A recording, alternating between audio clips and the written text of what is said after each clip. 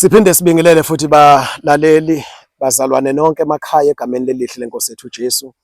Siyambonga uNkulunkulu kakhulu ukuthi asiphe le platform ukuthi sisebenzise nakuba siphumile kuma word systems, kodwa ke okwamanje inkosi sasivumela ukuthi sixhumane ukuze lokho inkosi esisiza ngakho sikwazi ukuthi sikushare nabantu bonke egameni lika Jesu. Ngaba nomfowethu ke ngicela ukuthi abingelele egameni lika Jesu. Siyaphinde siyabingelela bazalwane egameni lika Jesu Kristu. Ukhuluma nani uBrother Ntokozo. Yes, size nenye message ke manje futhi esoyidlulisa mayelana nekhaya labafundi ukuthi abazalwane bacaciseleke egameni lika Jesu. Mhlawumbe wathi fahla kancane nje. Ukuthi size ngani? Yes, no, osize ngakho bazalwane kahle nje ukuzochaza ikhaya labafundi in terms of ama expectations or i-wrong perception abantu abanayo, mhlambe abasilandelayo ku YouTube abangakaze bafike la, or abathola omunye umqondo mhlambe emva sekuphuma imigomo ukuthi kanti ikhaya labafundi indawo enjani yabo, ikhaya ziningi izinto abayishoyo abantu. So ikhaya labafundi indawo sekwayikhipha ivideo uMamthandazile la uthi indawo uNkulunkulu afuna ukufeza icebo lakhe ngayo, right? Indawo uNkulunkulu afuna ukufeza icebo lakhe ngayo ikhaya labafundi. Ikhaya labafundi indawo ehlala abafundi baka Jesu Kristu, right? Asihlezi nje la ukuthi sihlalele nje siphumelele, no, sihlalela ukuzofunda la bazalwane. Siyafunda imihla ngemihla, uNkulunkulu uyasifundisa through umoya engcwele. Ushilo uJesu ukuthi uma sefikile umoya engcwele uyena uba uthisha wethu, right? It's one of the ministries the Holy Spirit ukuba uthisha wethu. So uNkulunkulu usibekelela umholi wethu baba uSibiya okuyena osiholayo njengomhlambi kaJesu Kristu. So asihleli lana just because sivalelwe or sibalekeliza ukuthi siyasaba, no, sihleli njengabafundi la ekhaya labafundi. Ama topics amaningi axabanisa abazalwane ezweni, maningi ama topics axabanisa abazalwane njengeinto zokudla, ama holiday, amasabatha, into zokugqoka. Sihlalele zona ke lezo zinto lezo sizozihlola kahle, sihlolisise imibhalo, right? Uthi uPaul kuTimothy, study to show yourself approved. So iyona into esihlaleleke la. Uzenzo 2 chapter 2 lithi babehlalele beqinisela esifundiseni sabapostoli, right? Izenzo 2:42. Yes, Izenzo 2:42 nalo limi lami lishelele. Izenzo 2:42. Yes, babeqinisela njalo esifundiseni sabapostoli naseklepheleni yesinkwa. So iyo into esihlalele labazalwane ukuzofunda, sihlolisisa imibhalo ukuze sizo avoida yonke lama wars enzeka la ebandleni lethu, confusion, kuyaliwa, kuyaxatshanwa, ipolitiki yamasonto, zonke lezo zinto. Cha bazalwane, so umzimba kaKristu sonke. 1 Corinthians chapter 12, right? Sibhabhatiswe emzimbeni kaKristu, emzimbeni owodwa, umzimba kaKristu. Amen. Yes, so iyo into esihlalela la ekhaya labafundi. Uma une perception, akekho uphoqiwe. Yes, akekho umuntu ophoqiwe, akekho futhi umuntu babambiza amfonela athi woze ekhaya labafundi. Cha. Umuntu izizola yini message athinteke yena kuba ukuthi uthatha isinqumo sokuthi uze ekhaya labafundi uzofunda khona. Nakhona bese la akusho ukuthi usela forever usevalele uthi uyozafe la abolele la. Cha. uNkulunkulu siyakhumbula mebiza abafundi bakhe wabathatha wahamba nabo ebafundisa. Although iministry yaJesu was a traveling ministry, but babehlale bendawonye, right? Ukuze bezokwazi ukuthi bethole kahle imfundiso zikaJesu Kristu, bethole nomoya wakhe, bekwazi ukuthi atransfer. So bazalwane, ngicabanga ukuthi ubaba okunye uzokucacisa kahle, but bekuyilokho mina ngifisa ukuveza ukuthi ikhaya labafundi akuyona indawo whereby akuyona ilento abantu abane perception yayo ukuthi it's some place nje whereby abantu behlala ehlathini or yabo kunabazalwane abake bafike la benezinye imfundiso zakwamanye amasonto abanganalo ulwazi lokuthi thina njengoba sihleli la sesiyifundile lezo zinto lezo, right? Njengoba sihlezi la sifunda imihla ngemihla, ayikho itopic esingayithinti, right? Yonke into sihlolisisa imibhalo baba, ungakhulumi kakhulu baba, okunye uzochaza. Thank you so much Brother Ntokozo. Bazalwane siyabonga. Usebeke kahle mfowethu. Ngicela ukugcizelela lokho. Ikhaya labafundi lizama ukuphila lelizwi uJesu athi iqiniso niyakulazi, iqiniso liyakhulula and niyoba ngabakhululekileyo impela. Ngicela ukusho ukuthi ke ikhaya labafundi akusiyona indawo yabantu abaperfect. Mhlambe ngingasho ngithi indawo yabantu abawes. The reason sihlangene lana sizibona ububi bethu, and inkosi iyasithubisa usuku nosuku ngoba iyasidalula. So mhlambe wena ungcono kakhulu kunathi.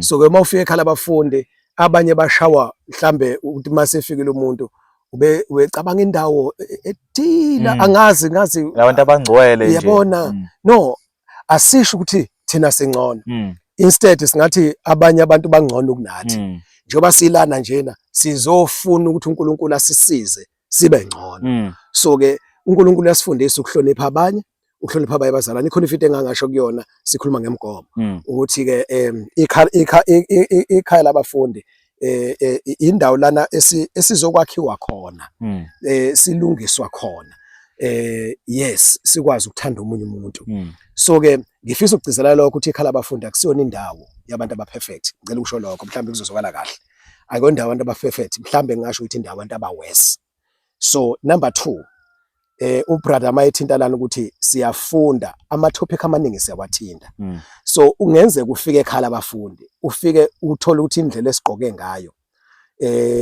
akuyona leyo yaziyo sisekhaya asikho esontweni yabona asikho esontweni asikho kwi-organization ethile ufuneke ube nendlela ovela ngayo khona sisekhaya malishisa ilanga liyashisa malishisa ilanga lisho ukuthini gqoka ingubo enjani ezipholile yabona so sizama ukuthi siphile ngendlela yokukhululeka kodwa sigayidwa yini lapho yizwi ukuthi siyalihlola izwi likaNkuluNkulu ukuthi esikwenzayo sisekelwe yizwi indlela yokudla mhlawumbe uzothi uyafika sidla ukudla mhlawumbe wena ngokwazi kwakho ukhothe kulo futhi iBhayibheli ukuthi akudliwa lokho thina siyakudla futhi siyakufuya silihlolile futhi izwi lapho so ke le politiki ukuthi mhlambe umzalwane wazi leli verse abanye bazi leli verse bese kuba khona i-division ithelo zenyama and abane division ngeke baledle ifa lombuso kaNkulunkulu so kungcono sihlole izwi kakhulukazi ngokwe-sound doctrine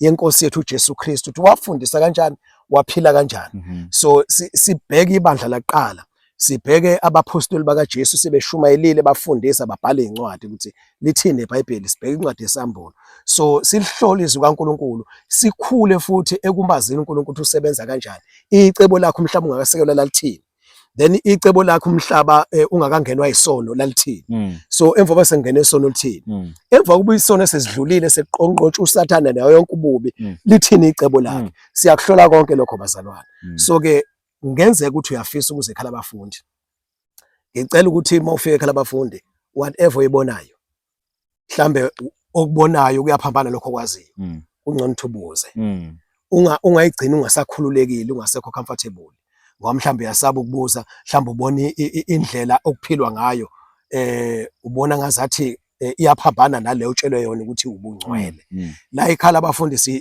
siyashisekela asikabibikho perfect siyashisela ukuphila impilo enjani engcwele kodwa hayi ngendlela yokuboshezelwa ngama-traditions abantu aqala ngenxa yokungena kwesono so uNkulunkulu waseshaya imithetho ethile ukubanqanda abantu bakhe but uJesu mayesefikile uJesu wasiletha ekugcwalisweni komthetho wasiphelelisa so umthetho wethu nguKristu and uKristu Jesu uyinkululeko kithi so ke sizama ukusho lokho bazalwane kule video ukuthi ikhaya labafundi indawo yabantu esingathi bawesi kodwa bazosizwa uNkulunkulu secondly uma ufika ubona izinto ngamehlo akho wena ozazi ngenye indlela sifundile ihloko siyayithinta mhlawumbe uzofika sesekuthintile lokho ubone siphilela nje sikhululekele then uthothi manje ke awusemnandi ngoba iso lakho likutshela okunye ngicela ukugcina lapho baba mawukhona ukuvuka mhlawumbe ungakusho ukhululekile yes hayi ukugcina nje ukuvuka manje nje obukhuluma kule ndaba le ye division la ngaphandle baba ukuthi